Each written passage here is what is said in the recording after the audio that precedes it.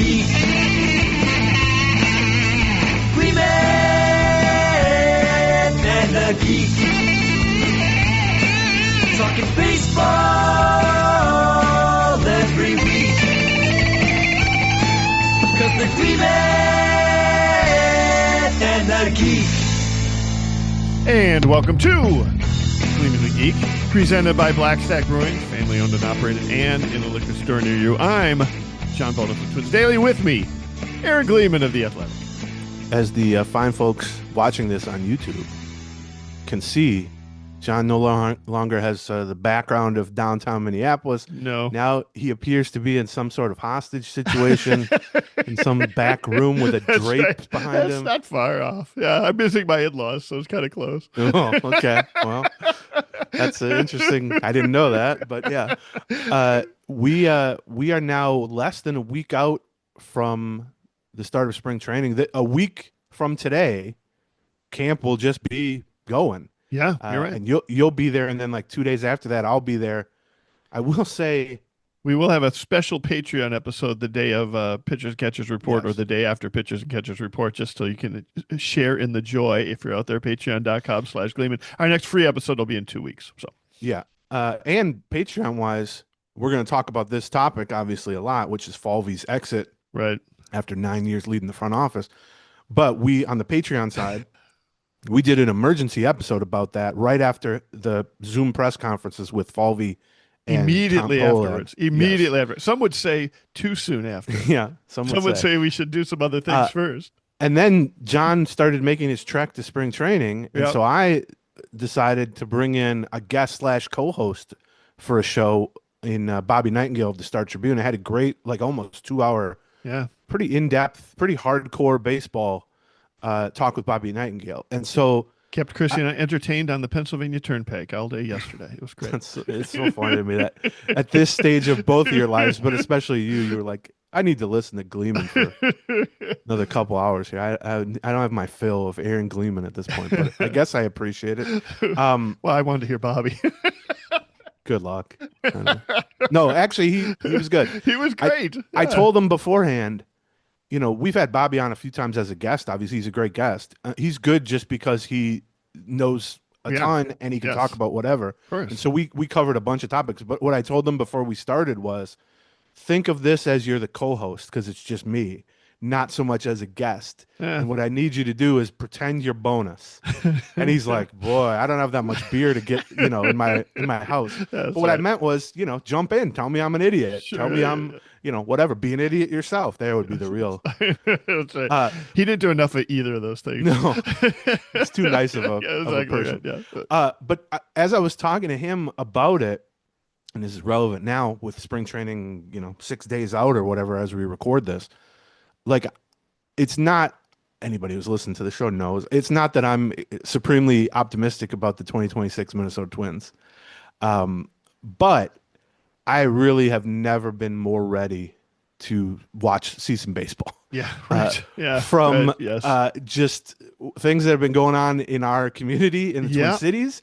But then beyond that, I feel like this whole offseason from a Twins perspective and from our show's perspective has been spent talking about ownership and payroll and manager and coaching changes, and now the Falvey situation that we're going to get into momentarily here. And we went out with a bang. But there's been so little roster additions to even talk about, and so it's felt busy because there have been substantial changes, but most of those have been behind the scenes for the Twins. Yeah, and there's been very little to get excited about in terms of free agent signings or trades to kind of wash away the sour taste of the last baseball we watched, which was August and September, which is maybe the worst baseball I've ever seen for the Minnesota Twins. And believe me, I've seen we've seen some bad baseball for the Minnesota Twins. And so the idea of, some 80-degree sunny weather in Fort Myers,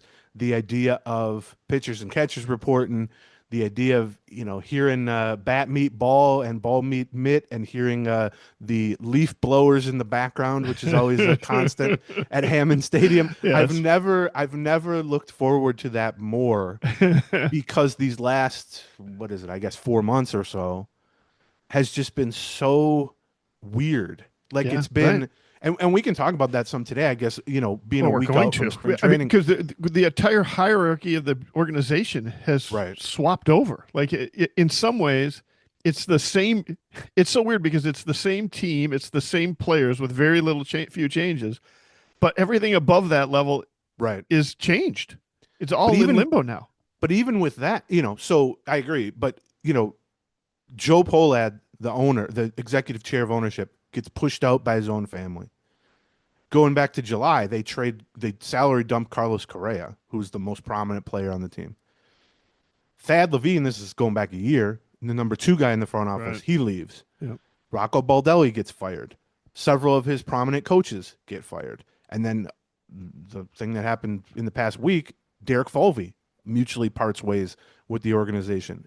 As you said, that is an incredible amount of change, but I will say 2 things about that where it almost doesn't seem like that because one, short of Correa, which happened 6 months ago, it's not roster Right. changes. It's Exactly. not Right. Right. causing us to kind of view the team itself, the on-field, the guys are going to take the field on March 26th or whatever it Well, is. and to some extent, some of those changes not happening felt like a victory because we thought we were going to lose Lopez, we Right. thought we were going to lose Ryan, True. we thought Buxton might be on the block, Jeffers might be gone. Like that, Right. the offseason started out with like the best news is there's very little change.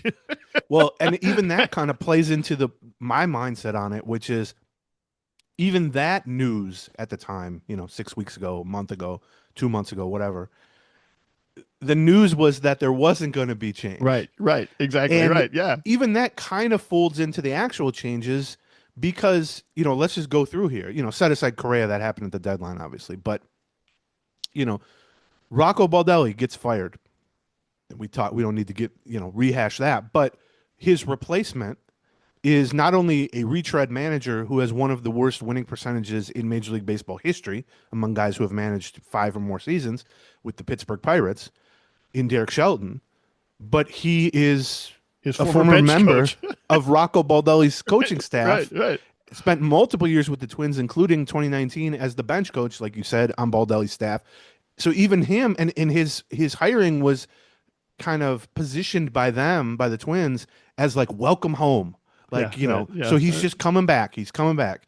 Which, okay, so that's a change, but it's not, right, foundation shaking change on right, that. yeah, Okay, well now look at the Pohlad situation. right, Joe Pohlad, who had been running the team as the executive ownership chair for 3 years, gets pushed out by his own family, and his replacement is his older brother, Tom Pohlad. Now he's a new Pohlad, and right, he's right, certainly presents differently than his younger brother. He's certainly already done more interviews than Joe did in the past year, yeah. and he's talking a pretty big game in terms of what his expectations are for 2026. And there's certainly signs that he might have a very different style in terms of what Sure, he wants, right? Yeah, but ultimately, their current payroll is 30 million less than it was last year, and right, 60 million less than it was 3 years ago. And like we talked about at the top of the show, their biggest move is a pretty good backup catcher and a right, kind of average-ish first baseman right, DH. Like it, even that is a big change. You're changing the person in ownership, but it's still the Pohlads. You're changing the first name of the family, not the last name in terms of who owns it. And I'm willing to believe that in time we will come to see Tom Pohlad's running of the team as being much different in some key ways than Joe Pohlad. But because he took over basically 2 months before spring training, after the offseason had already played out quite a bit, and because in the 2 months since then, with him at the helm, they haven't done anything really right, of note, and the payroll is still hovering around $100 million. right. Also cut, just like it was Right. underneath Joe, right? Then That's it's right. like, okay, is this really a change? And then taking it a step further, which we're Yep. going to get into this now, is Derek Falvey, which was a shocker more so for the timing of it, him parting ways, than, I think near the end of last season, we talked about him a little bit in the same way that we talked about Baldelli, in that were we calling for firings? No. But it felt like one of those situations where maybe it's just kind of reached its natural conclusion here. And it's easier to say with a manager than a front Sure. office guy. But Falvey's been at the helm for 9 years. I wouldn't have been nearly as surprised if Falvey and the Twins had parted ways on, October 15th Right. as I was, whatever it was, February 1st or whatever it ended up being. Because to announce that he'll be back, let him do the manager hiring. First of all, let him fire Baldelli, then let him hire Shelton, let him fill out the coaching staff, let him be in charge for 90% of the offseason in terms of just days and weeks, and then part ways. That was the shocking part of it. But even with that, it kind of Right. goes back to the Baldelli situation and the Pohlad situation where, okay, you made a shocker. 2 weeks before spring training, you've mutually parted ways with the guy who's run the front office for 9 years, and in fact, a year ago was elevated to a dual team presidency where he was also running the business side of things. I think he was one of only 3 people across baseball with that all-encompassing presidency role. That's the shocker. Who's his replacement? Oh, his right-hand man for Right. That's right. Yeah. quite a while. The guy who stepped Yeah. into the GM chair for Thad Levine That's right. a year ago, or The general whatever. manager is going to be the general manager. Right. Like, that was the change. Right. Yeah, that's right. I'll just throw one more out as just sort of Okay. icing on the cake. Biggest need was the bullpen, and they went and got back Taylor Rogers, who was here 4 years ago. I mean, Right. that's almost the It's- rim shot at the end of it. It's like the most change an organization could possibly make while Right. making no change. That's right. Yeah, You know what exactly I mean? right. That's right. That's simplistic, obviously, Yeah, but that's right. and so that has been such a weird thing to experience, and the fact that it has been from like an off-season timeline. Baldelli happened right away. Then there was kind of business as usual for a while. Then Joe Pohlad gets pushed out. Tom replaces him. Then there's, it's mostly focused on Joe Pohlad or Tom Pohlad, what he's saying and all this stuff. But there really wasn't any doing involved in that. And then all of a sudden, 2 weeks before camp opens, they drop the Falvey news on That's anybody. right, yeah. So it's been busy. And so this goes back to kind of what I was saying, where it's like, I'm ready for baseball. And I'm not even convinced it's going to be good baseball Right, necessarily, right. or certainly winning baseball necessarily. But it's been busy, but not busy. It's been massive change, Yeah. but kind of the most muted effect of that massive change. And so to me, to be able to go down to spring training and just kind of actually assess players and, put faces to names and talk to people there about how the bullpen might look, how the bench might look, kind of all the stuff we've been speculating heavily about for months and months and months. I don't know. I'm not usually this time of year, having had sit on my butt for the whole off season, I'm like, oh, I wish there was another month or whatever. Right. Because it's like, okay, we got to go back to school now. It's like, Right. okay, Yeah. You're not somebody who enjoys taking No. trips to spring training, and I don't like being anything, in really. 75, 80-degree heat, humid heat. But even I'm like, we need something here we need something that we can latch on to. You know what I mean? I'll add on to that. I mean, in terms of like, it's going to be warm and it's going to be baseball and it's not going to be in Minneapolis. Like, I get that. But also, I think this is also one of the more interesting spring trainings we've had to go to, in part because we're going to see, despite the fact that there isn't necessarily a lot of change, there might be some change. Like Shelton is going to be different. He's not Rocco Baldelli. A lot of things, and I'm not so, and Jeremy Zoll is not Derek Falvey. Now, I don't think they're massive changes to them. I don't expect that, but I will be interested to see, like, okay, like, we'd be like, okay, well, Derek Falvey doesn't love moving starting pitchers into starting pitchers into the bullpen. He likes to hang with them. He likes to have a lot of depth for his starting pitching. He likes to have 2-3 guys in there. I wonder if Jeremy Zoll feels quite as strong about that. You know what I mean? Wonder, like, maybe he might be a little more willing to move somebody of that, or is Sheldon's evaluation of Austin Martin's defense in center field going to be the same as Rocco Sure. Baldelli's evaluation of Austin Martin's? There's going to be some change, some things that we knew because we took for granted because we watched it for 4 or 5 years, and we learned sort of where their biases were, or what the decisions they had made that they weren't necessarily going to change their mind about. some of those decisions might come up just a little bit different. I'm not saying a wholehearted difference, like we're going to suddenly, revamp our entire philosophy towards such and such. But I think there might be some changes around the edges. And then on top of that, you've got all the questions we personally have about the roster. Like I wouldn't know some of the answers to these questions, even if I did know exactly which way the decision makers were leaning on this. Like who is playing DH, who's playing first base, what does the bench look like? Who are they playing left field? Where's Trevor Larnach going to be in this? Where's that piece of this puzzle going to fit in? Who's going to be the fifth person in the rotation?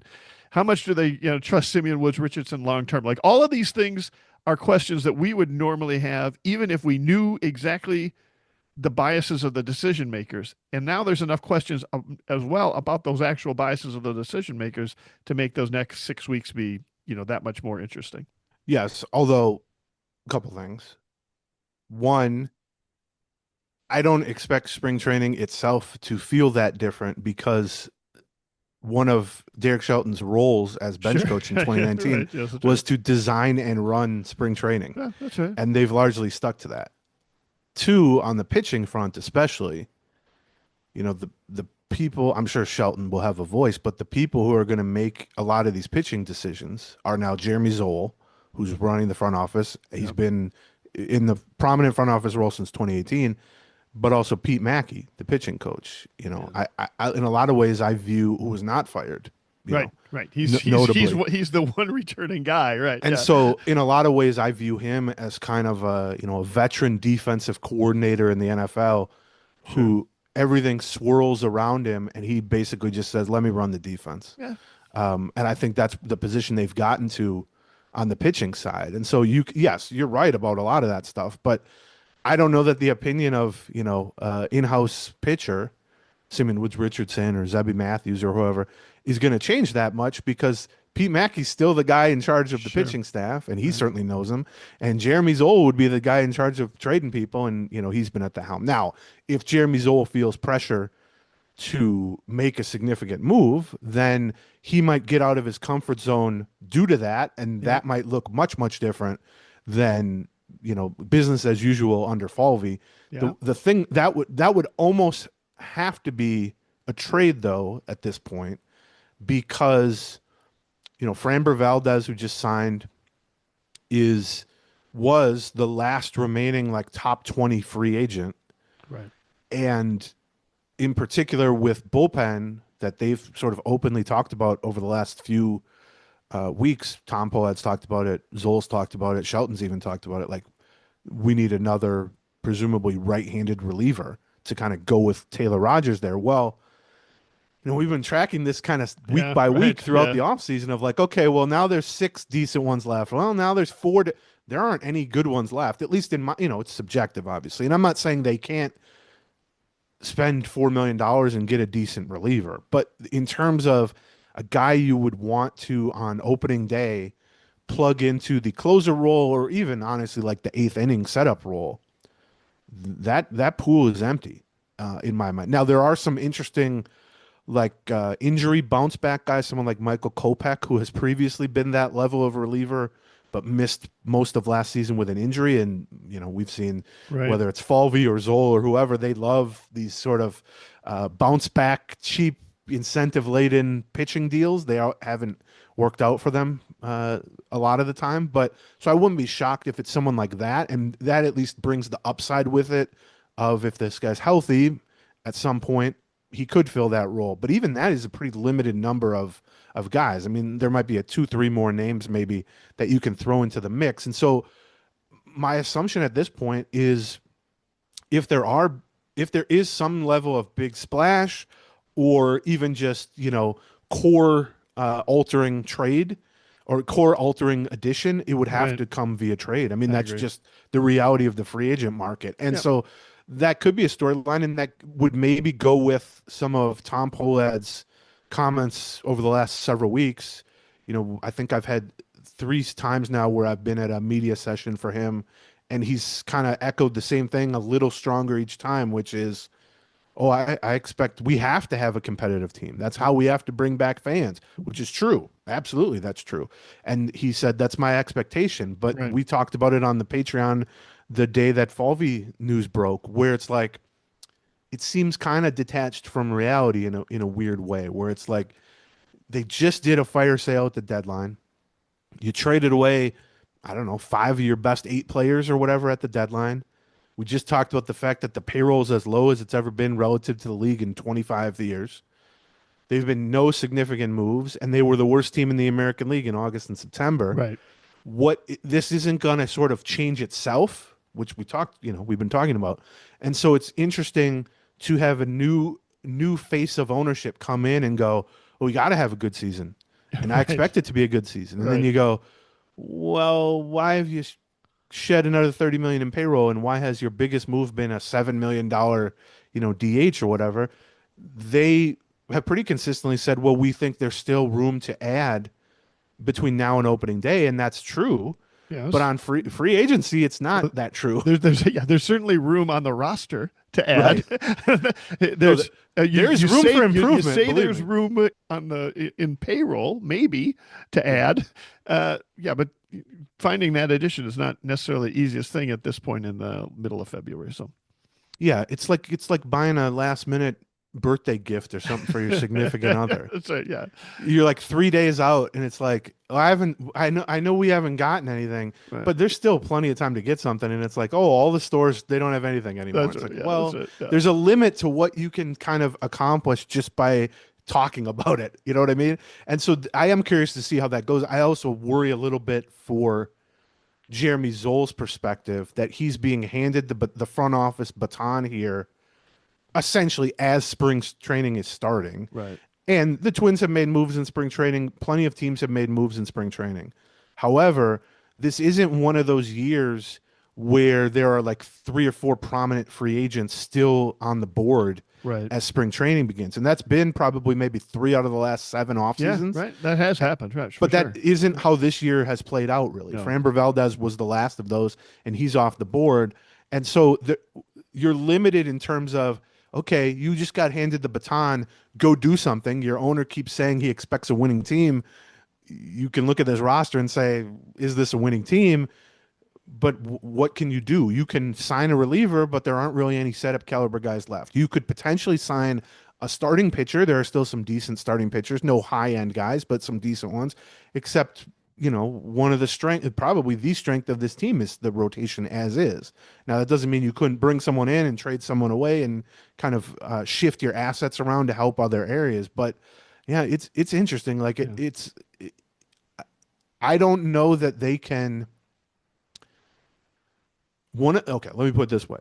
And I've talked to Twins officials about this. One of the problems with their approach, and maybe this will change, but it's been this offseason because Falvey's been at the helm for 90% of it. One of the problems from a PR standpoint or a fan interest standpoint with their typical offseason approach to wait out the market and try to swoop in and get some bargains late, which you may end up with more higher caliber of player at a price point you wouldn't have been able to afford. But one of the problems is you go 4 months with fans either not thinking about you at all, right, or thinking about you in a negative light in right. terms of when are they going to do something. And so then, even if you are able to have a decent start to the season, which they have not accomplished in many of the last, 4 or 5 years, they've started horribly more often than not.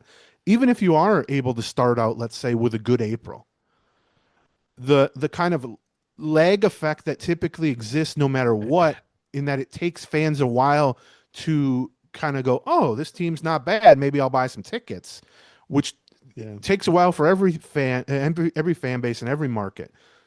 But it would be a much smoother, quicker transition from I don't care to, oh, maybe I'll buy into this team, if you hadn't spent the last 4 months with your entire fan base convinced that the team was going to be bad because you haven't done anything. And so that's something I talk to Twins officials about a lot, is like, it's almost, yes, you're maybe getting some value at the end here, and we need to see that, by the way.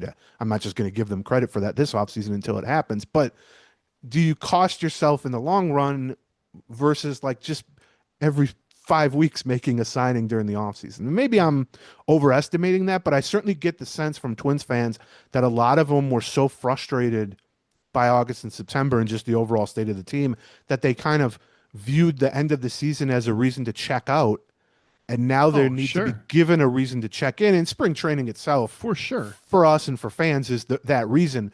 But in terms of being open to the idea that this team can be good, you kind of create a scenario where you really need to prove it before anybody will believe it, because you just haven't done anything that will kind of prime that mental pump of it being possible, because they've just been so on the sidelines, so stasis, Yeah. to use your favorite word. Yeah, exactly. I mean, listen, that's a challenge in Minnesota anyway, because, you know, do people want to come to a cold ballpark in April? You know what I Sure. mean? Yeah. And you know, I think the reality is that unless the team is really, really rolling, Memorial Day kind of becomes the beginning of the baseball season in Yeah. Minnesota for a lot of day. Like even in 2019 was not supposed to be a particularly good year. 2018 had been a down year, and 2019, you know, but by the time Memorial Day hit, because they had been so good for 7 or 8 weeks, Yeah. that's when it changed, right? And it's going to take something like that to get the people who are on the if you've got some excitement in the off season, at least those people who are like, well, I'm kind of looking forward to it, even if it starts slow, even if it's medium, and if it's going good, you're like, no, I'm already in. I'm already in. Like this is what I'm going to be watching for the next 5 months. Right. And now, you know, now it's going to take a good 6-7 weeks until Memorial Day to generate that excitement, probably. And now, if they want to go out and hit the most home runs in the history of Major League Baseball, like Sure, they did yeah, in 2019, exactly. Yeah, you that's can right. speed that That's process right. up a That's little right. bit, maybe. Exactly right.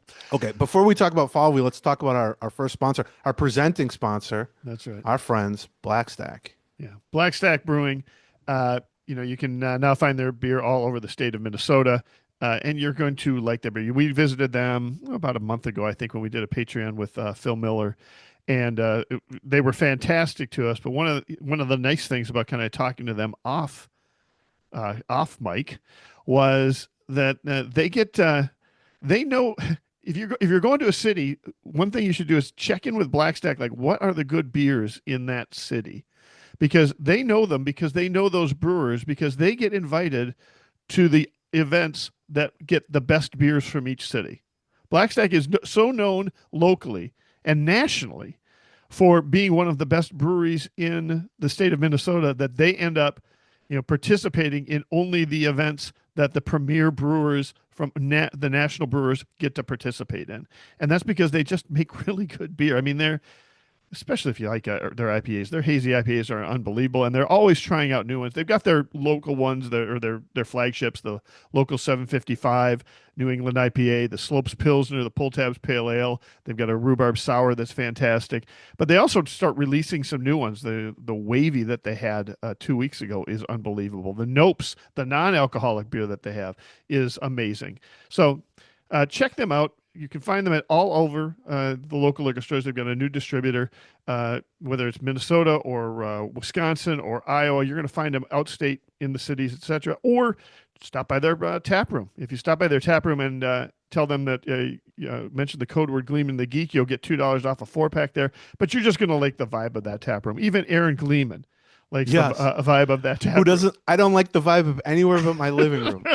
That's exactly right. I like that you've painted them as sort of making the award show like the circuit. Yeah, Because right. then I picture Blackstack as like Timmy Chalamet, where it's just like he's got the Golden Globes, That's he's at right, the yeah. Oscars, he's at the. It's like Blackstack's at the whatever Midwest Beer Festival. They're at the national. Yeah, Yeah, I like so that. ask them for at your local liquor store, or enjoy a beer and tap and take a 4 home pack with you, Blackstack.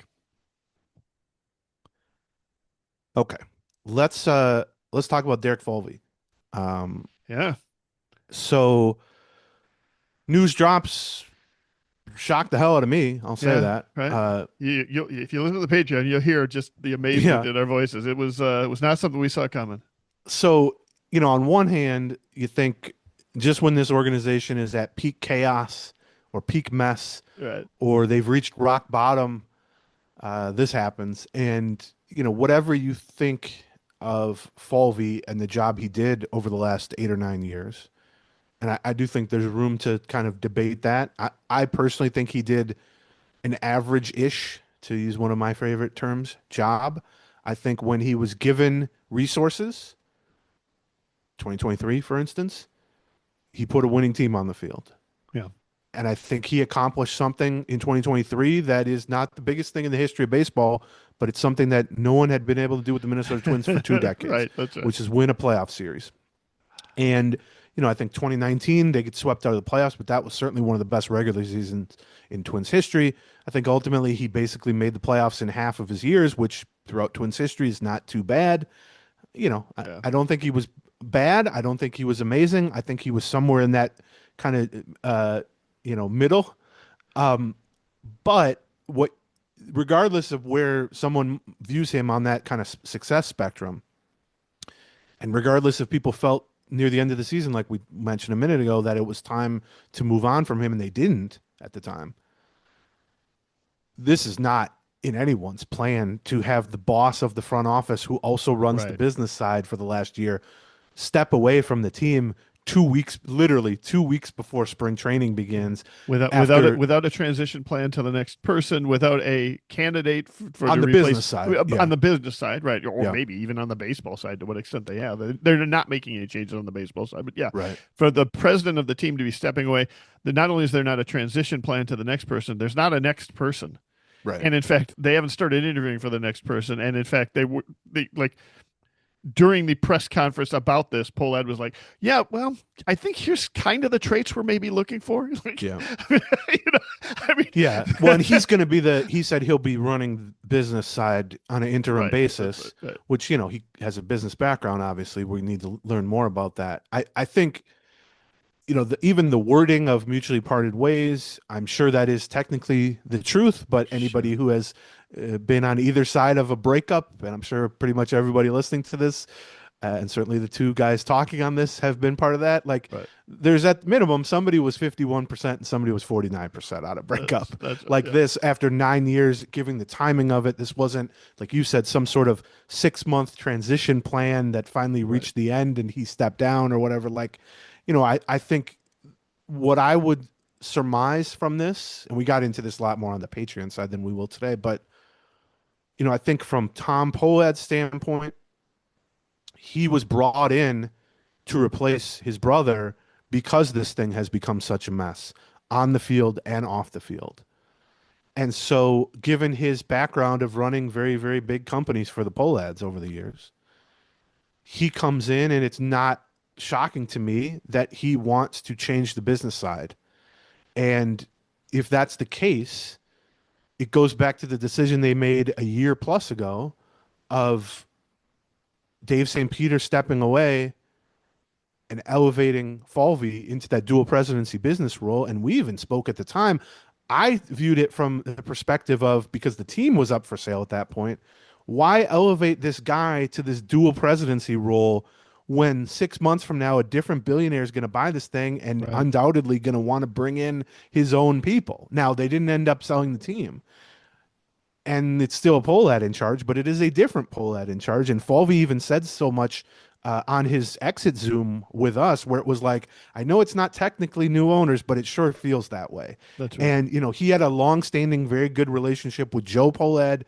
Jim Pohlad, the second generation, their uncle, is who hired Falvey, so he had a good relationship with him. It sounds like he didn't really have any sort of substantial relationship with Tom, good, bad, or indifferent. And so Tom comes in, new broom sweeps clean, all that stuff. It's not shocking from that perspective. Yeah, I would. The only thing I'd also say that I don't think this was purely a business side decision either. Right. I think it was also somewhat of a baseball side decision. I don't think if, it's not that they didn't just see eye to eye on how to run the business side. Right. I think they did not see eye to eye on more than that.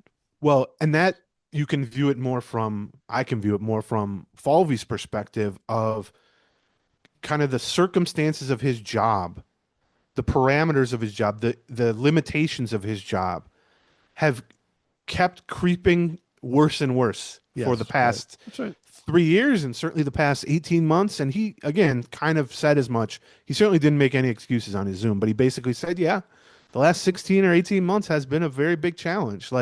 You come off 2023 when you're on a high, And I'm sure from a front office perspective, you're saying, oh, we can build on this. We got a young core.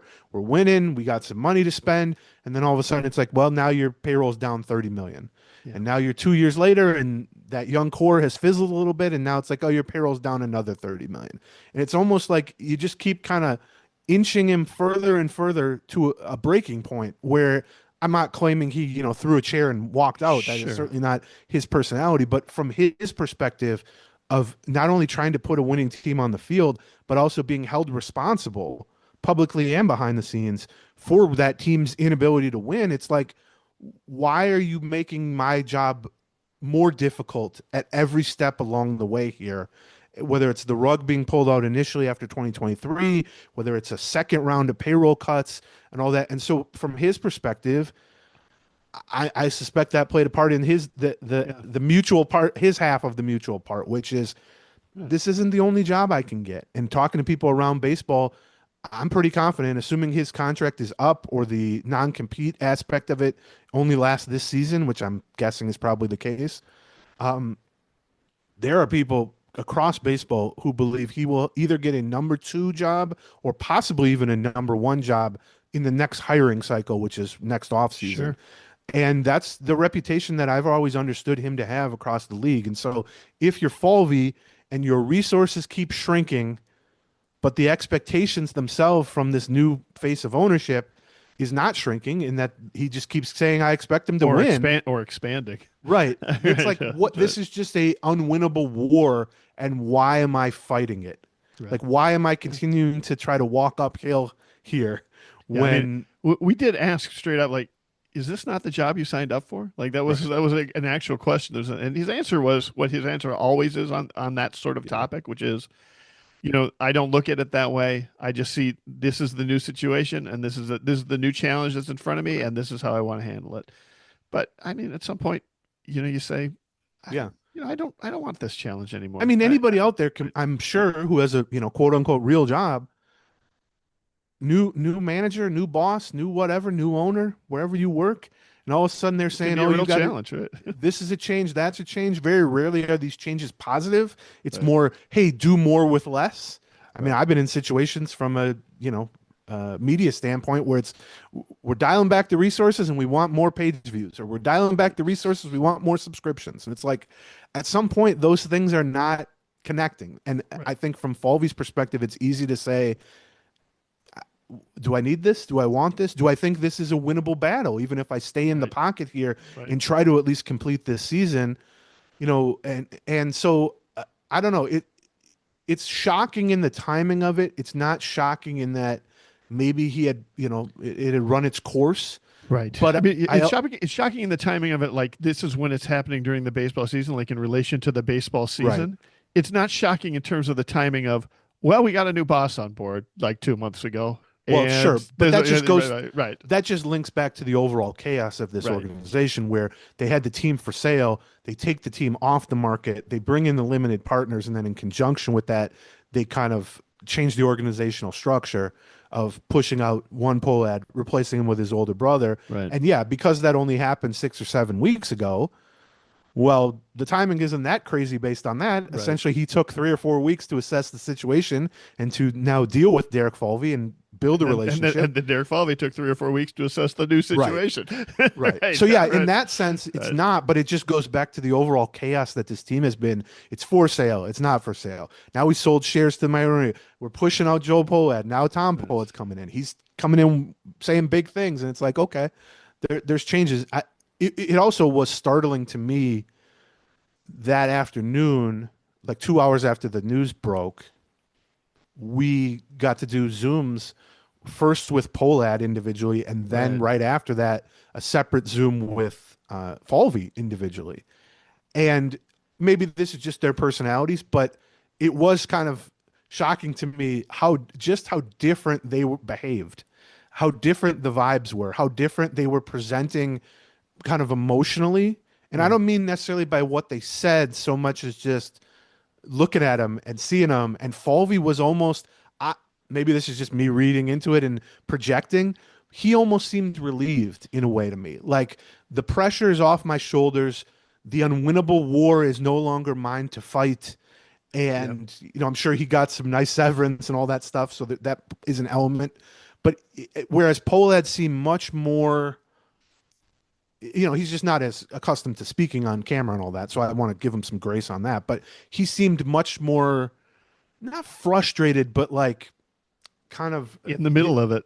Nerves were frayed a little bit more. Do you know what I mean? Like it was a little more of a live wire for him, whereas Falvey maybe had a week to think about it, and it kind of come to a little bit of peace with it. Yeah. By that point, Tom was still processing. Yeah, and so I thought that was in and of itself kind of interesting. I want to avoid making big sweeping generalizations on that, but it was really kind of impossible not to see from that. And then the other thing that I wondered, like I said, Falvey was hired in late 2016. He replaced Terry Ryan, takes over for the 2017 season, and then last year gets bumped up to the team presidency, where he's not only in charge of baseball operations, but he's in charge of business operations. I wonder, like, if you kind of undo that promotion or the elevation, and either they don't think of that, or he just says, I don't want to do that at the time, which it's hard to turn down, one of the most powerful team running roles in all of Major League Baseball, and whatever comes with that monetarily. But I wonder if he was not elevated to the business side role a year ago or a year or so ago, is he still running baseball operations at this point? Like, does Tom Pohlad come in and say, hey, I want to bring in someone on the business side? And in that scenario, Falvey goes, cool, I like to meet him. Right. Whereas now it's like, well, does that mean I get demoted? Does that mean this title has gone away from me? Which is a much trickier, stickier situation for anyone in that context. Or is it more of a scenario where that would have taken place, but then ultimately, maybe not as quickly, but those two working together had different opinions on the state of the baseball team as well, and that it would have inevitably led to Falvey exiting, but maybe it would have been after this upcoming season instead of 2 weeks before spring training? Yeah. It's impossible to answer. It's impossible to answer. I suspect he might still be around, because here's the thing about being over on the baseball side. The mess is squarely at your feet, even if it's only been a year. And even if the big change, which was cutting payroll by $30-40 million just when you were on a roll in 2023, happened before you were in charge of both sides, right? But if you're just on the baseball side, it's easy to say payroll's cutting and cutting and cutting. I'm doing what I can here, right? Get me more money. And if you run also the business side, the question is, let's ask a business guy why you can't get more money. Why don't you have a good act up by John Bonus? Right? Oh, there you are. You're do you right think, in front of me.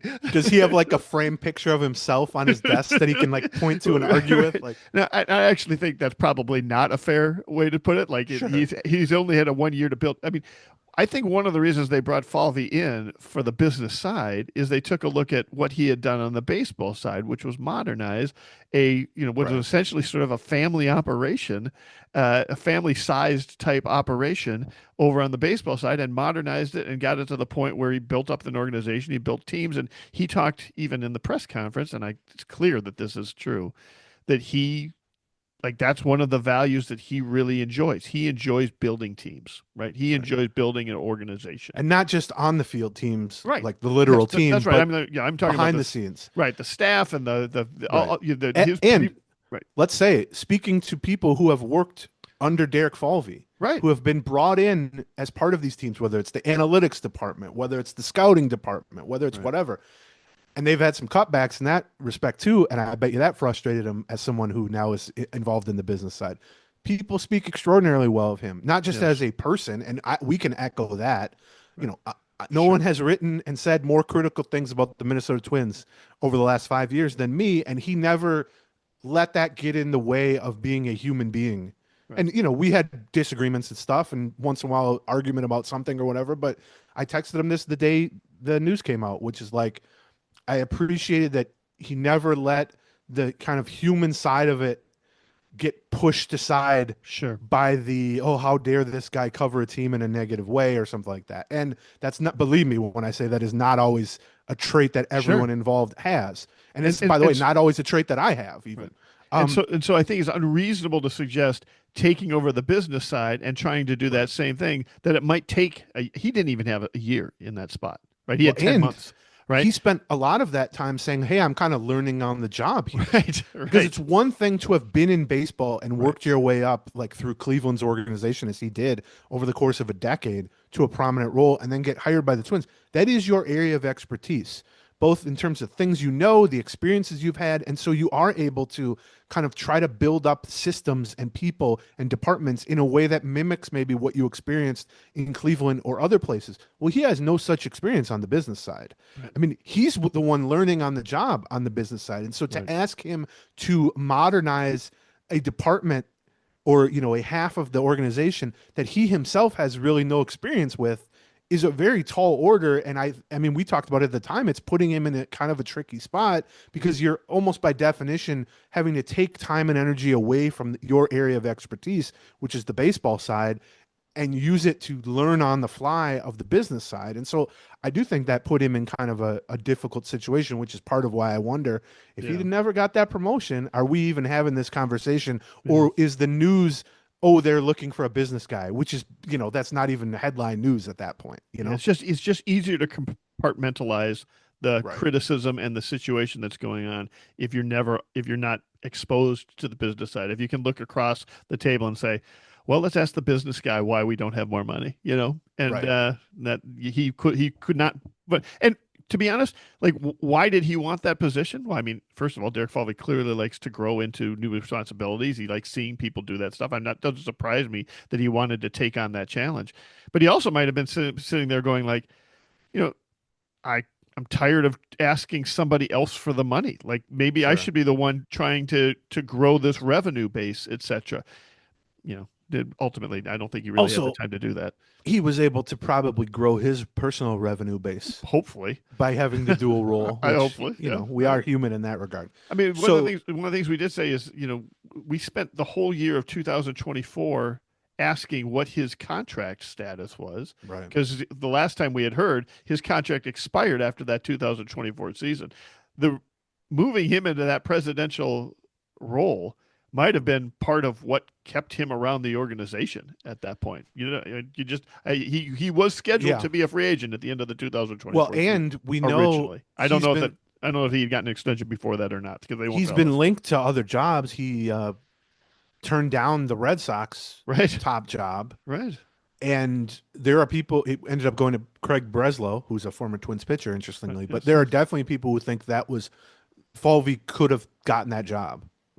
And he's from that area, and certainly the Red Sox is a much higher pressure job where the expectations are massive, but also you got double the payroll, and you know, it's a place where you certainly can win. And it wasn't surprising in the moment that he turned it down, and then in fact his right-hand man Thad Levine ended up interviewing for it and not getting it. This was 2 or 3 off seasons ago or whatever. But from that, it wouldn't be shocking to me that, not that he used it as leverage, but it was a situation where, what I just talked about, he can go get another one of these jobs. This is not a challenge for him. I think that's in contrast to, let's say, Derek Shelton, whose only opportunity to manage immediately after being let go by the Pirates was going to be with the Twins. It was the Twins or nothing in terms of being a manager. I don't think that is the case with Falvey. I don't think it was the case then. I don't even think it's the case now. So maybe that plays a role where it's like, Derek, we'd really like to keep you. What do you think about a dual presidency? What do you think about this boost in power and pay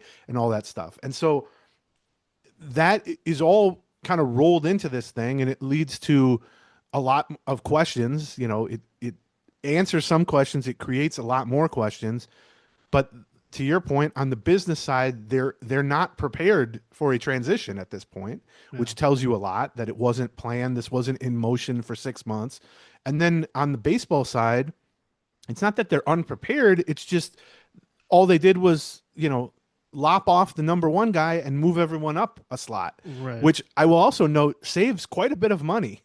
If you lose the number one guy in the baseball operations department and you just don't replace him, and, you know, maybe Jeremy Zoll gets a little bump in pay and all that stuff. But I mean, it's not like trading away Carlos Correa, but from a, organizational headcount and payroll and all that stuff, Derek Falvey's making significant money, I'm certain, especially Yeah. once he got that dual role. And if they're replacing him only on the business side and then on the baseball side, everyone else is just getting sort of elevated one spot, it's a subtle little way that they could save money. And there's been, we haven't, some of it is behind the scenes stuff. Some of it is not even baseball related, but they've been making what I would say is a substantial number of cuts to, not only scouting and player development and analytics roles, but also stuff that's just sort of ballpark operations or communicate, that sort of thing. And that stuff kind of adds up, and it also runs counter to what Falvey was brought in to do 8 or 9 years ago, which is get the head count up, modernize some of these departments, get the technology in place, hire good people to do these roles, bring us kind of into the 21st century at the time. And he did that, and now he's gone, and now they're kind of scaling back in a lot of ways. It's also counter to what he enjoys doing. Right. So. Yeah, I mean, we talked about this when they fired Baldelli, and I just kept saying, at what point will Falvey just decide, I don't want to do this job anymore? Right. And I'm not painting that as what ultimately led to this breakup, but putting myself in his shoes, like, yes, it's one of 30 jobs, but he can get another of the 30 jobs. And also the job itself just gets getting worse and more difficult. And at some point you just go, can I make it through this and get to a good point? And if you're increasingly unsure that that's a possibility in the next 3 years or whatever. And I also think, and unfortunately Jeremy Zoll is now in this position too, if the 2026 season goes poorly, and I personally think it is going to go poorly for them, it's possible that these guys just get fired after the season anyway. Yeah, right. That's right. And so it's a little bit of a after screwing around or doing stuff you don't want to do for 6 months, you're going to end up having to eat it anyway. And I mean, that could also mean, like, as much as we want to say, well, maybe this is the bottom of the. Well, I mean, they still have Lopez and they still have Ryan, they still have Buxton, they still have Jeffers. Oh, it's if you think there's the bottom of the barrel, wait till we get to the trade deadline if this team is 7 games under 500. I think it's peak mess and peak dysfunction off the field. Right. Yeah. Well, maybe. I definitely don't think this is necessarily the, rock bottom on the field because, as you point out, if they don't get off to a good start, there's going to be another sell off at the trade deadline. I mean, you all the guys you mentioned and maybe more. Yes. And does he want to stick in that job just to be the guy who has to stand up and answer for another fire sale? I don't think he enjoyed it the first time around, where they made him send out like this AI generated statement to fans that everyone just mocked. And those are the sort of things that wear on a person who is kind of being trotted out there to be the target so people can throw tomatoes at him. You know what I mean? Like, before we get into kind of what comes next, let's talk about our second group of sponsors here, led by Prize Picks. Yeah, Prize Picks. The Super Bowl's coming up, gang. I mean, I can't think of a better time to show off your fantasy knowledge. The coverage is nonstop. You can't turn on a sports program without learning more and more about players, and now you can leverage some of that stuff about players, because all you have to do is you download the Prize Picks apps. We're going to give you a code such that you're going to get some free credits on that as well. And then you just go start picking players, and don't have to just limit yourself to the Super Bowl. You like following the Timberwolves? Well, grab yourself some Timberwolves players. You like the Wild? You like hockey? Or you like some of the other teams that aren't Minnesota teams? Look over their lineups as well. What you do is you pick those players, you review the numbers that Prize Picks sort of estimates that they could get in terms of points scored or rebounds or something like that. You decide whether they're going to get less than or more than that amount, and then you just take those guys and you build a lineup.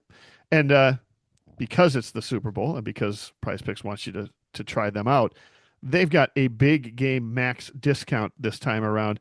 They do this occasionally for stuff they do at the beginning of seasons. And this week, Prize Picks has a special max discount for the big game. Live in the app now, Drake May just needs 1 passing yard for the max discount to win. Just add another player to your lineup, and if your pick hits, you can cash in, and you can cash in with mostly Prize Picks money, because all you have to do is download the Prize Picks apps today and use the code Gleeman to get $50 in lineups after you play your first $5 lineup. That's code Gleeman, to get $50 in lineups after you play your first $5 lineup. Prize Picks, it's good to be right. Okay. Like we said, they're elevating Jeremy Zoll to the number one role. He's been the number two guy, the right-hand man since Thad Levine's departure.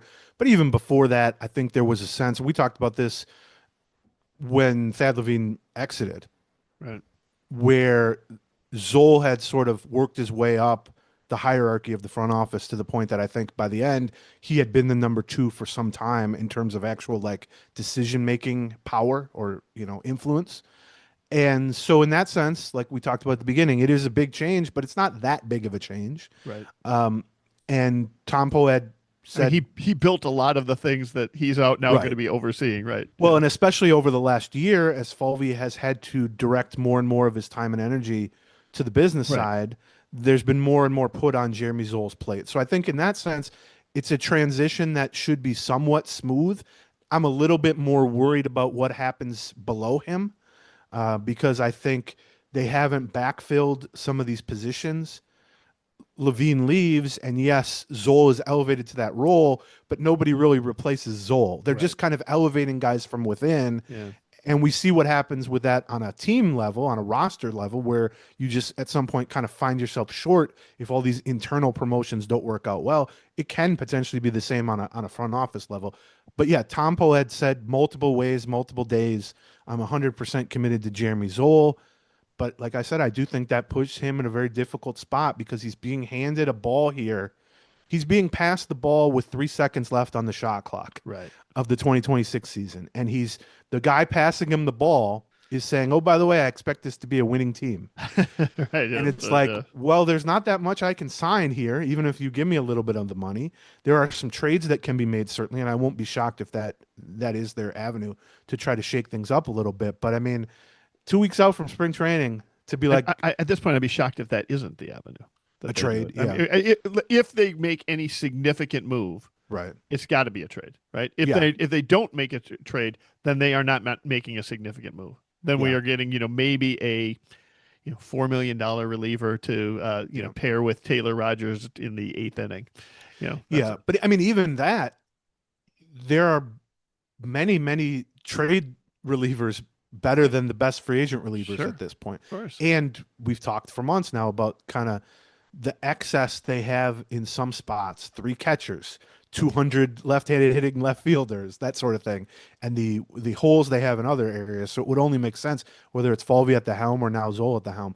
The one thing I come back to on the Pohlad aspect of it all is that I think what we learned about Joe in the 3 years he ran it before they pushed him out. And by the way, 50 years from now, when people say, which Pohlad won a playoff series? Right. Yeah, it's Joe. Right. That's right. Yep. You can't take that away from him at least. Yeah, I hope that's he's got That's right. a baseball or an empty champagne bottle or something from that Okay. that he can at least look at when he's not feeling great about how this turned out.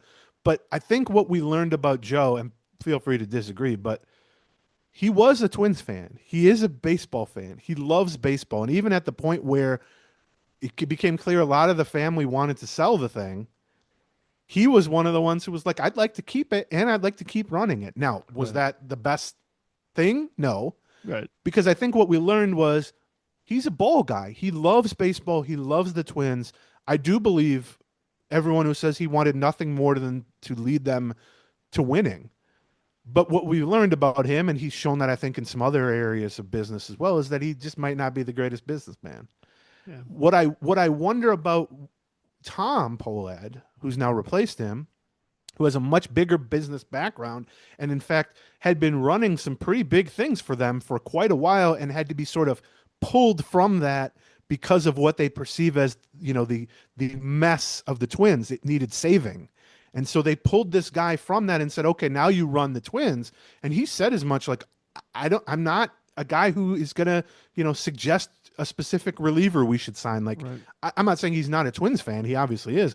And he's not a guy who likes baseball, but I don't think he's a ball guy. I don't think he would ever claim to be a ball guy. And so what I wonder about with him is, He don't think he's checking out the podcast? Well, I don't want to say that necessarily. He might be checking out the podcast. Hi, Tom. We've learned over the years that they can't stay away from the podcast as much as I would like them to, Yeah, and as much as exactly, they probably would like to. These boys over there love to listen to the show, and they got thoughts about it too. But will it prove? Like, will we find out that Tom is a much better businessman than Joe, which is not a high bar, admittedly? But what is the effect of a kind of swapping out a bad businessman who truly has a passion for baseball for what will undoubtedly be a better businessman who probably doesn't have nearly the passion and knowledge base for baseball? Now, maybe he can catch up on that regard. But the other thing is, we don't know what it's like to have a hands-on Pohlad. Yeah, right. And I say that as something to potentially be a little bit scared about, because for whatever you want to say about the Pohlads over the years, Carl, Jim, Joe, whoever, and I've been critical of every generation. Yeah, they kept their hands off it, basically. Yeah, their impact was their from payroll. the baseball side. Right. Yeah. They Their set a impact payroll and they give the front office that payroll and they say, let us know what the roster looks like. And, you know, Correa signing or Donaldson signing or some big trade, obviously they're aware of it and they are giving their approval. But there's a big gap from that and like Jerry Jones, Mark Cuban style of almost the guy playing fantasy GM with a real team. Do you know what I mean? Yep. And I think more often than not, that is not something that fans want. They may think they want that, but I think more often than not, that doesn't work out particularly well. And I'm not saying Tom Pohlad is headed in that direction, but he's already, I think, portrayed himself as much more hands-on than any of his predecessors have been. And maybe that's good. And to your point that he's not necessarily a huge baseball fan, usually when you get that person is because they effing love it. Jerry Jones loves football. Rick Cuban loves basketball, right? For Tom Pohlad, you get the sense it's like, no, we need to be competitive because I can't believe these revenues right now. You know, because I want to improve attendance, or I've got a potential TV deal coming up here that we've got to work out. Like, I'm not necessarily like I care that much about whether we make it to the ALDS or the ALCS or wild card or whatever. It's not that. It's just from a pure business standpoint, we need to figure out some way to generate some enthusiasm and dollars around this team in order to be able to. So, I mean, congratulations to Twins fans who are like, I want to send a message to the Twins. You do have somebody over their head that seems to have received that message, I think. Sure. And that is Tom Pohlad. Right. And that can be, I mean, look, as bad as things have been on the field for the Twins the last couple of years, they've been just as bad off the field for them.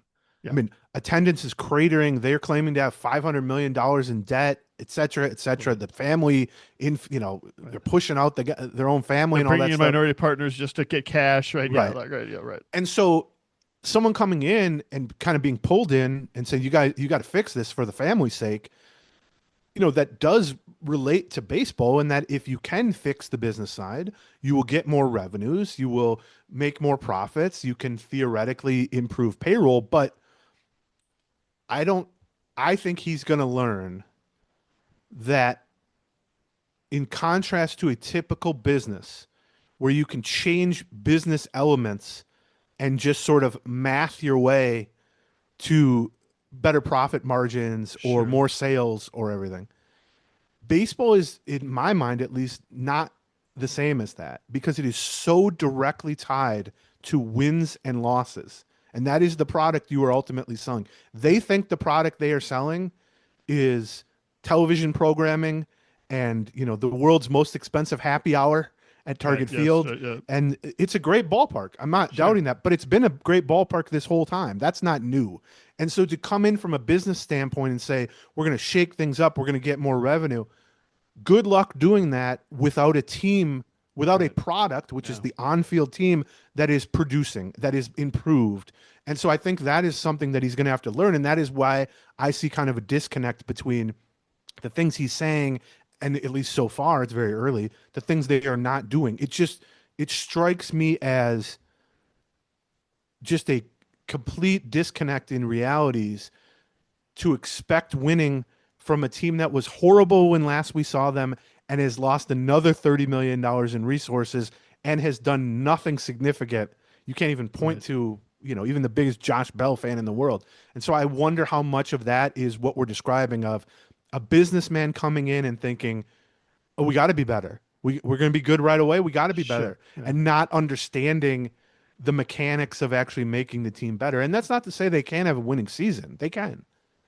20% chance or something like that. But I mean, things could get uglier from here. So I don't know. I think I once worked for as a consultant for a company that had a yearly seasonality where for 6 weeks you had a sales season. I mean, you kind of had a sales season the other 46 weeks, but not really. Like your market to hit people, to get people to buy was basically 6 weeks long. And so, when you come into that, the entire business understands we're gearing up for these 6 weeks. Like that's it. If you decide 2 weeks after those 6 weeks that we really need to improve stuff, we need to increase our revenues, it doesn't matter what you do. Right. You're not going to do it. Right. You're not going to increase your revenues at that point. You have to gear up for that. And I just wonder if at this point he hasn't recognized there is a seasonal way that you handle a baseball thing. And for 6 weeks in the owner's suite, your focus is on maybe the business side, but it ain't on the baseball side. There's not many levers you can pull. Right. There are no big levers once spring training starts or once opening day starts that are going to greatly increase your revenue. At that point, you are basically hands off, right? And in fact, it's questionable how much leverage the general manager has, or even the manager, on a day-to-day basis on that sort of thing. That work had to be done, during November and December and January and February, right? Or at the trade deadline. Or at the trade deadline, right? Like exactly you're tearing down a team and then coming out the other end and going, okay, now this torn down team should be good. Right. And I also think it's probably true that, look, improving the business side it's not a bad thing in any context, but you could be brilliant at the business side. He could come in day one. I'm not saying this is what happened, but he could come in day one with these brilliant ideas for marketing and brilliant ideas for fan outreach, and they're lowering ticket sales and they're doing better. I mean, you could have a list, 50 feet long. And there is evidence that they are working on that stuff. The Twins Pass thing that came out is one example of them clearly trying to generate some fan interest outside of just the team performance. But there's only so much impact that can have. Right. Big picture on the scale that is going to matter for a team that is generating hundreds of millions of dollars in revenue, even a bad year. If the team's just not good on the field, like you can fix everything around it. You can redo the whole restaurant. Yeah. You can do new carpets and new paint and a new menu and a new sign and your advertising and if someone comes in there and they order a meal and it sucks, it doesn't matter. The restaurant's not going to make money. So that's kind of where I'm at on this. We should talk a little bit about some of the questions that are looming on a baseball side heading into spring training. Like not so much specific roster spots, although we can get into that, but just sort of the big picture as camp opens next week. What is looming over this team, and I guess what is causing people like me and you to be pretty skeptical that this team is going to be competitive and winning and all that stuff. But first, before we get to that, let's talk about our last sponsors here. Yeah, Hims.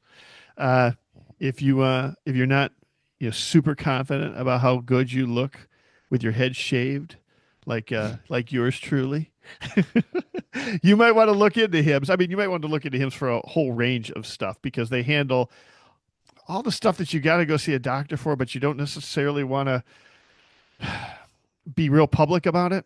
Hair loss or ED or weight loss or whatever it is. What they do is they get rid of all of that stuff.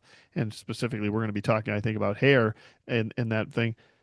They get rid of the obstacles for you. It's very easy for you to meet with a physician on them. They give you all the offers all the options that you have. They have prescription hair loss treatments with ingredients that work, whether it's chews or oral medication or serums or sprays or whatever. Finasteride, minoxidil, the doctor trusted ingredients like that. They can turn things around for you in like 3 to 6 months. And it all can be no hidden fees, no surprise costs. Super easy to see a doctor online. So think of them as your digital front door that gets you back to your old self with simple 100% online access to trusted treatments for real health concerns all in one place. Yes. So for simple online access, like you said, to personalize and affordable care for hair loss, ED, weight loss, and more, visit hims.com/Gleeman. That's HIMS, hims.com/Gleeman for your free online visit. hims.com/Gleeman. Featured products include compound drug products, which the FDA does not approve or verify for safety, effectiveness, or quality. Prescription required. See website for full details, restrictions, and important safety information.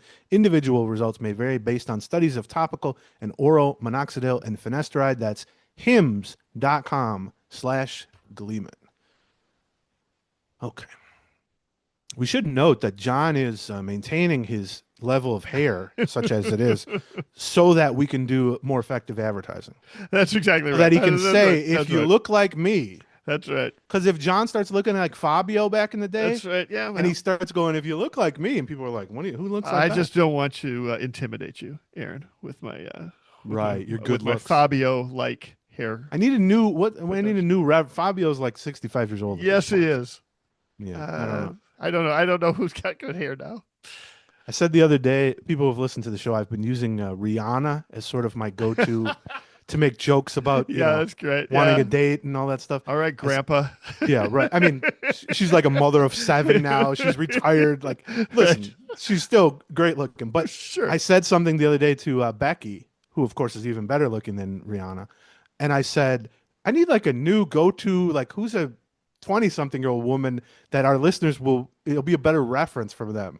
And she looked at me and she said, just think about what you're asking me right now. And I was like, fair point. Anyway, okay, so let's go through a couple of these things. So, separating it into rotation, bullpen, lineup, which is kind of the easy way to do it. I would say clearly any notion of them being a winning team in 2026 is leaning very heavily on the idea that the rotation is a strength, not just a strength relative to the rest of the team, but a strength relative to the rest of the league. And I'm not going to tell you that can't happen. Yeah. But I wonder on some level if that is the kind of the only thing you can grasp at, if it gets overplayed a little bit in terms of the certainty of it. And what I mean by that is, it's worth noting that, yes, they have Pablo Lopez, Joe Ryan, and Bailey Ober locked in as the front three. They have probably Simeon Woods-Richardson as one of the other two, and then they have Taj Bradley, David Festa, Zebby Matthews, Mick Abel, and some other guys competing for maybe one spot, with the rest of them maybe going to the bullpen or AAA. Now, that is a very good amount of starting rotation depth. Yeah. But Lopez and Ober were hurt for most of last year. Yeah. Joe Ryan faded in a big way after the All-Star break. After finally staying healthy for a full year. Right. Like he didn't have that history either. Right. And in a weird way, Simeon Woods-Richardson is sort of your most proven other guy. Yeah. Right. And he's perceived as having less upside than the Matthews, Festa, Bradley, Abel contingent. Yeah. And so, yes, is this absolutely a strength compared to the rest of this roster? Oh, without question. But that's more about the rest of the roster. Right. But I mean, listen, you can dreamcast, or not even dreamcast. Like, you can forecast and say, Lopez and Ryan could be two of the top 10 pitchers in the American League. And you've got those guys at the top of your rotation, and Bailey Ober stays healthy, where he was, probably a top 20 guy in some years. Sure. You've got a pretty good start there. But on the other hand, there's a lot of ifs, and most of them didn't go that well last year. That's right. Yeah. A little bit, you'll see guys who look like me and Paul Lambert, Meat Sauce, who's a listener, I think. Probably will be listening to this. You hear we do a lot of bragging about how good our calves look. You know what I mean? Right. Where it's like, get a load of this guy. Like, his calves are fantastic. I know. And believe me, my calves are probably the best I've got. But that's just because the rest of it is, I'm like, focus on the back of my leg. Best analogy you've ever had, Aaron. Thank honestly. You. Sorry, Paul. He does have better calves than me. But here's the thing. So I looked up on Fangraphs, who are doing, depth chart based projections, based on individual projections, playing time, and all that, to put it in the context of all 30 teams. Because look, we're focused on the Twins. It's hard to say, okay, we think the rotation's a strength. Is it the best rotation in the baseball? Is it an average rotation? What is it? Fangraphs, with all the guys in the places that I just mentioned and all the depth and the frontline guys and everything, the Twins are currently projected to have the 11th best rotation out of 30 teams. Okay. So even this big strength is sort of Slightly above average. Yeah. Right. Which that's not a criticism, by the way. But here's, I think, the scary reality. If the Twins have the 11th best rotation, if they hit that projection exactly, which by definition is like a 50th percentile outcome, Sure. they're not going to be a good team with the No, I 11th think that's best right. rotation That's in right. baseball, because the other areas of the team are below average. And so starting pitching is extraordinarily important. And we've seen in 2023 what a truly top 5 high-end elite level rotation with multiple all-star caliber guys can lead an otherwise underwhelming team to a winning record and a division title and more. And that potential is there. Yes, but not at 11th in the league. 11th in the league is like, okay, that's the equivalent of 85 wins, which is probably maybe enough to win the division. However, the rest of the team is not an 85 win team. Right. So that I would just keep, I'm not trying to like shove everyone off the idea that the rotation is a strength and the rotation can be good. I'm just saying there's a tendency, I think, to look at the best thing on an otherwise, to look at my calves and be like, this guy's got the greatest calves in the world. No, the truth is I got average calves. And the rest best of calves. Yeah, and the rest of it ranks 29th out of 30. Slightly above average. Yeah. Right. I also think that this is always true. We saw it last year with Louis Varland. We've seen it in past years with Duran and Jax and on, Taylor Rogers.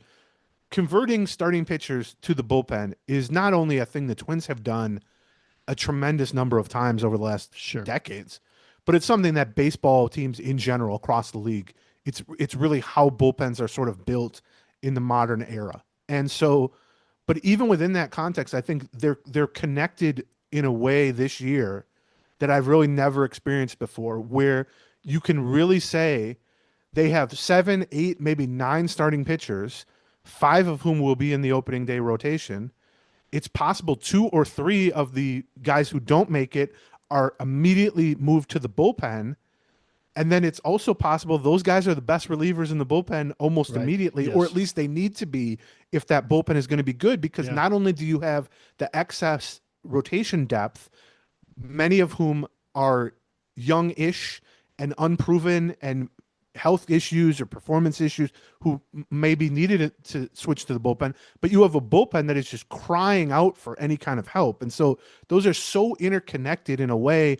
What I wonder, and I talked about this a little bit on the 2-hour thing I did with Bobby Nightingale, because he had some interesting thoughts on it. But what I wonder is, are they going into camp with kind of a preference, or in their mind, it's not settled, obviously, because you need performance injuries and all that, but where they kind of have the 5 starters ticketed for the rotation, and the bullpen will kind of play off of that? Like, we'll figure out who our 5 starters are. Probably likely. Or have they determined that some of these starters are going to be much better suited than others in the rotation, or in the bullpen, excuse me, which is undoubtedly true. Like, you give me 5 starting pitchers, maybe they're all good relievers, but there are going to be 1 or 2 where you go, I think this guy can really be a good reliever, or I think this guy has much higher upside as a reliever versus as a starter, etc.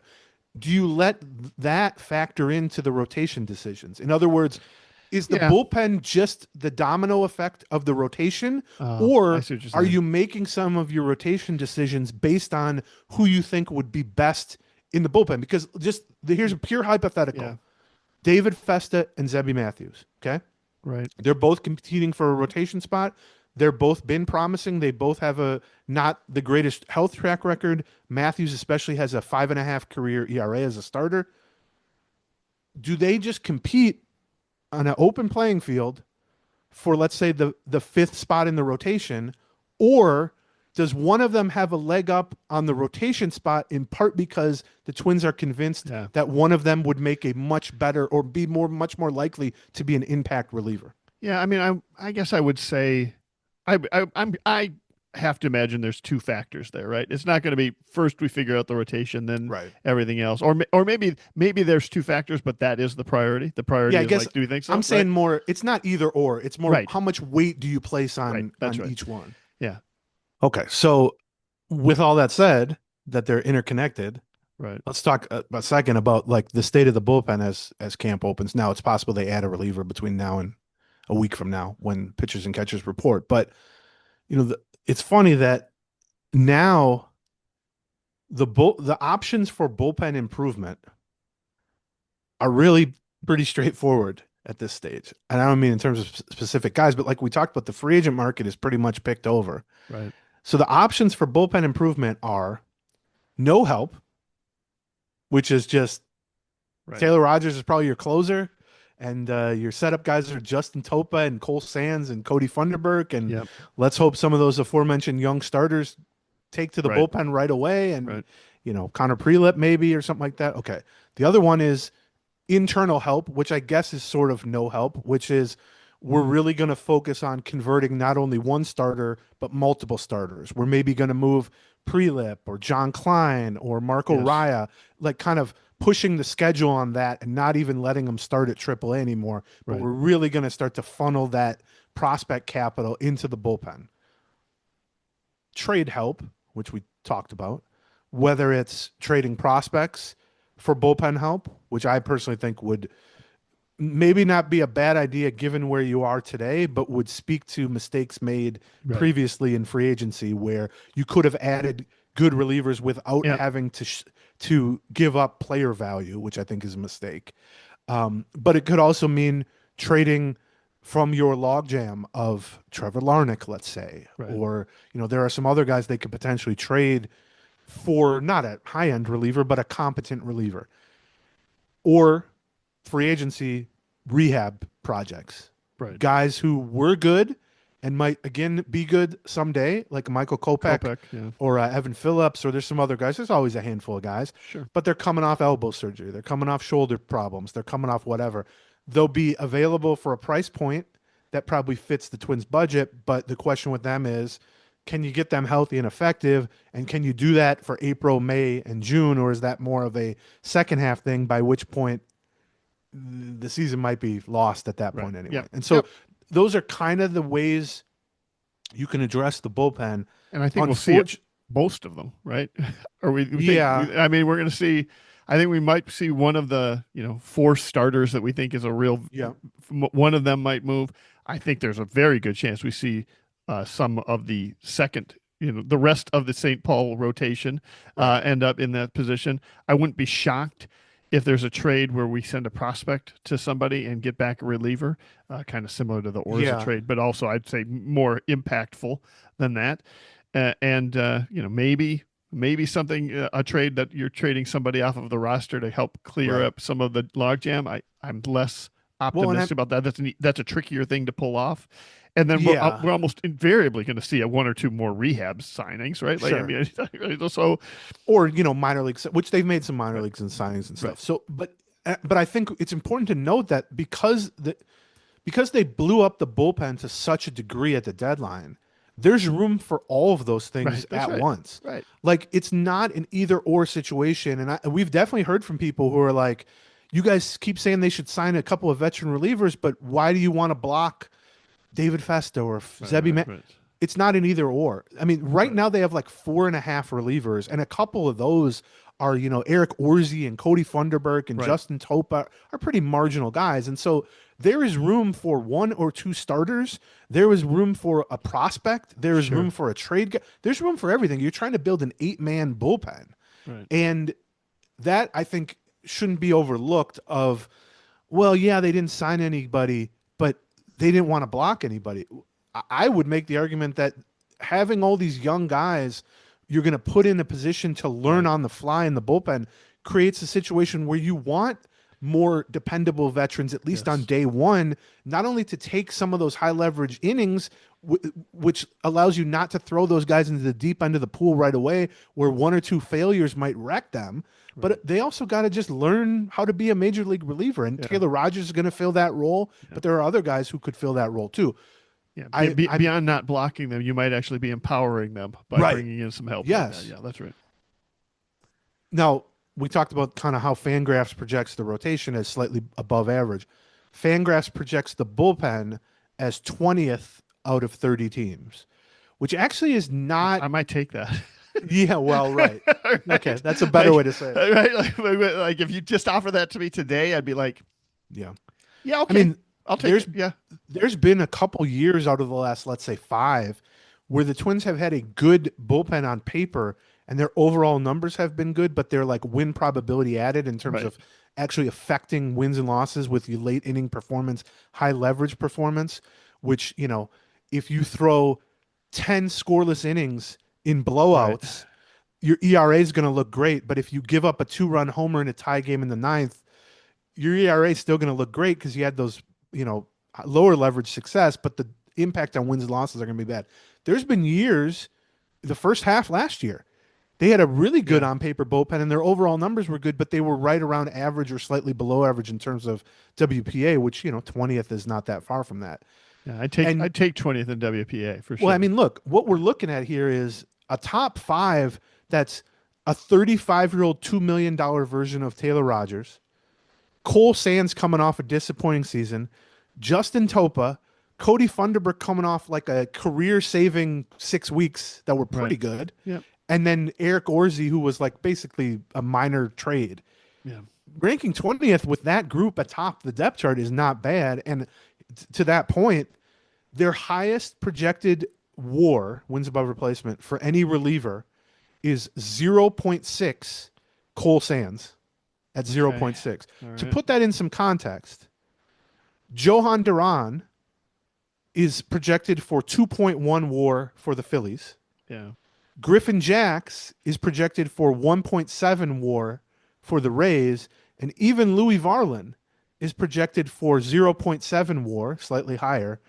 So, I mean, we know this, but they traded away 3 guys who would be sitting atop the depth chart, including a couple who project to have basically as much WAR as the entire Twins bullpen. Right. And exactly. so that is kind of where my pessimism comes from. It's like they need things to go pretty well just to have a below average bullpen. And I do see there's a lack of upside in my mind with guys like Rogers, with Topa, et cetera, et cetera. Now, within that, how quickly can one of these starters become a good reliever? I mean, there's some real upside there. Yeah. I mean, we saw it with Varlin. We saw it with Jax. We've seen it with everybody. Beyond that, someone like Prelip, if they commit right away to Prelip is no longer a starter, he could potentially be a really good left-handed reliever right away.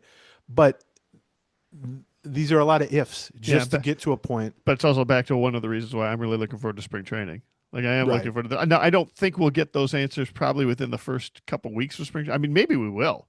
Like it might very well be that they sit down with Mark Araya and tell Mark Araya, you're working for the bullpen right now, or you're looking at the bullpen right now. This is what we want to gear you for, and we will hear from Mark Araya on February 13th that is his focus for the 2026 season, right? But it's also possible, especially with WBC going on, that a bunch of these guys are being, we're going to keep working them out as starters up until the point where it becomes the middle of March, and it's becoming pretty apparent that they're not getting worked up to get 5 innings in. They're gonna stop at getting 2 to 3 innings in, and now we can start projecting them as a relief option. Yeah, because I mean, Joe Ryan's going to be away from camp right away to go Team USA. Right. Pablo Lopez, same thing with Team Venezuela, and Taj Bradley, same thing with Team Mexico. And those are potentially 3 of your 5 opening day starters. Right. So somebody's going to have to keep starting. Somebody's going to have to keep throwing those innings. Yeah. How does that affect it? Okay, now let's finish talking about the lineup, which I feel like the lineup, because of the deadline blowing up the entire bullpen, and because the bullpen was a disaster in August and September, predictably, and because we've been so underwhelmed by the bullpen moves of the offseason, and because the rotation has so consistently been pointed to as a strength, I feel like an outsized percentage of the offseason on this show, on Twins Daily, on Twitter, whatever, has been spent on the pitching staff. But the reality is, in terms of underperforming expectations or talent levels, Yep. the lineup is more guilty than anything Sure. on this team. And, Yeah. the idea that starting with the collapse in August of 2024, right. we've been looking at the lineup. The lineup has been the primary concern for now a year and a quarter. So Dan Hayes and I yesterday put out a roster projection, like, a week out of spring training. Here's trying to, and we've talked about a lot of this stuff, trying to figure out the bullpen, the bench, and all that. It really hammered home how disjointed and mismatched this position player group is. And this is not news. We've talked about this, but like trying to literally choose who you think will be the last bench guy or, third catcher versus backup outfielder versus, like, they just, I think the talent level is lacking in a lot of these spots. Sure. But then you're looking at competitions where it's like Ryan Kreidler versus Orlando Arcia versus Tristan Gray. Yeah. And it's like, okay, well, one of those guys minimally has to make the team, but then you're like, okay, but also you only have 3 bench spots beyond the backup catcher. Are you going to keep a third catcher because you have Alex Jackson? And then you start to look at the outfield, and it's like, well, can Roden even be on the team? Right. And if you still have Larnick, or is he competing with Outman? Or like, it's just, it's a real weird collection of mediocrity, but also that doesn't gel that well together, which I think is a big part of, again, why I'm pessimistic about the lineup, which is I think they're lacking in just pure talent, but I also think they're not going to get the most out of that talent, whatever you think of the talent level, because they have all these left-handed hitters who don't have right-handed hitters to pair with them. They have they can't paper over the weaknesses that some of that talent that gets exposed, even amongst the talented people, right? Or even put them in the best chance to succeed by playing matchups and platooning and that sort of thing. Okay, so to stay consistent here, Fangraphs. So rotation's 11th, bullpen's 20th. Fangraphs has the lineup. Can I guess? Sure. 21st. It's close. 22nd. Okay, pretty close. Yeah. Which I think would surprise people that the lineup projects to be marginally worse than the bullpen. It surprised me. Well, yeah, okay, that makes sense. Yeah. I think in my head, 30 seconds before I looked this up yesterday, I would have said rotation somewhere around 10th, which is pretty much what they were. Lineup somewhere around 18 to 20. So it's a little worse than that. And then bullpen somewhere around like 22 to 25. So, it's not crazy out of line. Yeah, that's about right. That's what I thought too. I dug a little deeper on the lineup to see where they rank by position. So they're 22nd overall. And it's interesting because I think this might surprise people a little bit too. So basically you have 4 spots where you're projected to be above average, better than average. The first one where you're projected center field. Byron, okay. I mean, it's just Byron Buxton. He's center field for the Twins, which is a bunch of Byron Buxton plus some backups, because that's how the projections work. You can even see how they've distributed playing time. It's like, James Outman for 100 at bats or whatever. Fifth best in baseball out of 30 teams. And that's just Byron Buxton, right? How about catcher? Catcher 12th. Okay. So that's one of the above average ones. Third base? Third base 16th. So close. Average. We'll call that average. Right field? Right field 11th. So that's above average, which is Matt Wallner, basically. And which I think that would surprise a lot of people, because people seem extraordinarily down on Matt Wallner. I know. I knew you'd be bringing it up for a reason. Yeah. And then you brought it up. I knew you brought up the topic. You knew we were going to end up in right field sooner or later. And then I'll just say second base. Yeah, second base is 10th. Okay. Right. So actually, they're seeing center field as a top 5, basically second base and right field as top 10-ish. Yeah. And then catcher and third base as like right around average-ish, which I don't think individually any of those seem shocking to me necessarily. But then that is half the lineup. Like 4 is above, 4 are above average. 1 is almost exactly average. So that speaks to, I'm shudder to think where the other 4 are going to be. on this thing. So, You end up 20th or 22nd. Yeah. well, you kill for that, John. You kill for 22nd. So I guess I'll start from the middle. Oh. DH, which they're projecting a lot of Josh Bell, Trevor Larnach, some Okay. Matt Wallner, etc. 19th out of 30. And that's a spot where defense is not even being factored in. That's just That's right. offensive production. Yeah, right. Left field, which is again going to be a lot of Larnach, some Austin Martin, maybe some Roden, Maybe that some sort of Outman. thing. Maybe some Outman. That's projected to be 20th. Okay. First base, which is Cody Clemens and some Josh Bell and some Eric Wagaman and who Yeah. knows what else. 24th. So Okay. just those three: first base, DH, left field. The literal three easiest spots to find offensive production. Yeah. They're 19th, 20th, and 24th. I would guess, I didn't do the math on this because it's a little more complicated, that there can't be many teams as a trio of positions, as sort of your most offense-driven positions, that project worse than the Twins at first base, DH, left field collectively. Right.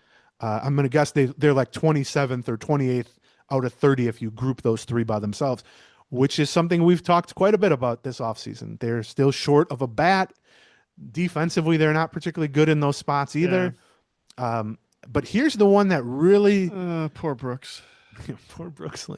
Poor pitchers, more like, who have Brooks Lee behind them based on these projections. The shortstop position, which goes back to our first moments of the show, talking about how they dumped Carlos Correa. Yeah. The Twins shortstops, which to your point is largely Brooks Lee, but also Arcia and Tristan Gray and Kreidler and maybe a little bit of Kalen Culpepper as a rookie. Like that's how they work the projections. Do you care to guess where shortstops rank out of 30 teams? I mean, it's gonna be 28. Dead last Yeah. out of 30 teams. Yeah. And that's an interesting combination to have one of the most important all-around up-the-middle positions ranked dead last, but then also basically ranked right around dead last in the three kind of most offense-driven positions. Yeah. And so And on top of that, you're paying $10 million a year for that spot. for Correa to play third base for the Astros. Yeah. I mean, you're paying a Brooks Lee salary plus another $10 million for 30th production. I mean, what it also speaks to, by the way, the fact that generally, if you've got the 30th projected spot, there's some question as to whether or not that person is really going to be there, or you've got some Right. other options or something like that. That name has been in ink. That this entire 'cause it's offseason. who else could it be? Like, if Orlando Arcia wants to get a time machine for 3 years ago, maybe. But and I also have to imagine, like, I don't know how many at bats Brooks Lee is projected to have, but that also speaks to, like, however many at bats he's expected to have. That means the rest of those at bats are going to Kreidler or Arcia or So, whoever else. I mean, how it works is, I'm looking at it right now. So Fangraphs, you can go, it's the depth charts page. Maybe I'll link to it or something. But they project 700 plate appearances for every position for every team. Okay. Because that's, roughly. Sure. 588 of those go to Brooks Lee. And to your point, that in and of itself, that's if he's healthy. Yeah. right, is pretty optimistic. Right. And then you have, about 8% of the plate appearances to Arcia, about 5% to Kreidler, and then a mix and match with like Gray and whoever. Okay. What also stands out when you're looking at these breakdowns of playing time and all that is we are a very long way, unfortunately, from the days of the bench consisting of Willie Castro, Michael A. Taylor, and Kyle Farmer, where the goal back then was to kind of spend at a luxury item level to really reinforce the 10th, 11th, and 12th guy, because you knew there were question marks with production and injuries at these other spots. And, Taylor ended up being the starting center fielder. Willie Castro ended up being their team MVP and one of their most used guys. Farmer, at least the first year, ended up being an essential, semi-regular for them. And so the other thing is the infield, especially Brooks Lee, defensive questions, offensive questions, and health questions. Royce Lewis, hitting questions. He solved some of the defensive stuff, but certainly health questions. Sure. And Keishel, defensive questions, and health questions. If there was ever a group that cried out for a good veteran backup, it's that trio of infielders. Yep. And the Twins just don't have that. And so that's another thing, you even add in Buxton's injury situation, you would think, oh, I would like a Michael A. Taylor style backup. Right. You talk, it's not that there's not upside, it's that they're kind of counting on the same guys they've been counting on, and it's not worked 2 years in a row. But now even like the alternatives or the depth is so deteriorated because of the ever shrinking resources that plays a part in it too, because even the backups are not better than backups. Your starters are not better than starters. And it used to be at least they had pretty good backups, and that's not the case. Now, I will just say that, you did talk a little bit about if you're looking for hope, the hope is sort of like there are a bunch of guys at AAA that are highly ranked, that are on the verge of coming up here. You talked a lot with Bobby about Emmanuel Rodriguez maybe coming up and making an impact and how that can happen. I think if you're hoping for different results than the FanGraph projections on you're either hoping that some of these guys that haven't performed for a year and a half have figured it out and are going to take a big step forward, or you're hoping we get some replacements up here like the guys down there take a big step forward in a much bigger hurry than this generation did. Now, the two dangers of that are, one, we know that no matter how good a prospect is, it's a coin flip whether they're going to sink or swim in their first taste of the majors. Sure. And then the other thing is, if those guys are all up in July, but you went, 20 and 30 for the first 2 months of the season, well, the season is already sort of determined at that point and, heading into the trade line. Okay. That is your little spring training preview at the end of a long, long discussion about the ownership and front office situation. When we'd love to have you join us for spring training. Yeah. We'll be doing multiple episodes a week, probably 2-3 Patreon episodes a week live from spring training. We're going to get some guests. We might even have a special out there. Might even have a special for spring training for the special. For the Patreon. Oh, right. So yeah, get on the Patreon side, patreon.com/Gleeman. We still love you if you're just on the free side, but you're not going to get an immediate free episode until spring training's a little bit underway there. And then last but not least, thank you to all of our sponsors, but especially our presenting sponsor, Black Stack Brewery. Now it's being distributed to all of Greater Minnesota, so stop by your favorite liquor store or the Black Stack Tap Room to grab your favorite brew or to try something new. Black Stack Brewing. Thanks so much for joining us on Gleeman and the Geek. And welcome to the end of this video. There's lots more. For another, just click on one of these boxes. Or click on this circle in the middle to subscribe to all of our Twins Talk. Thank you.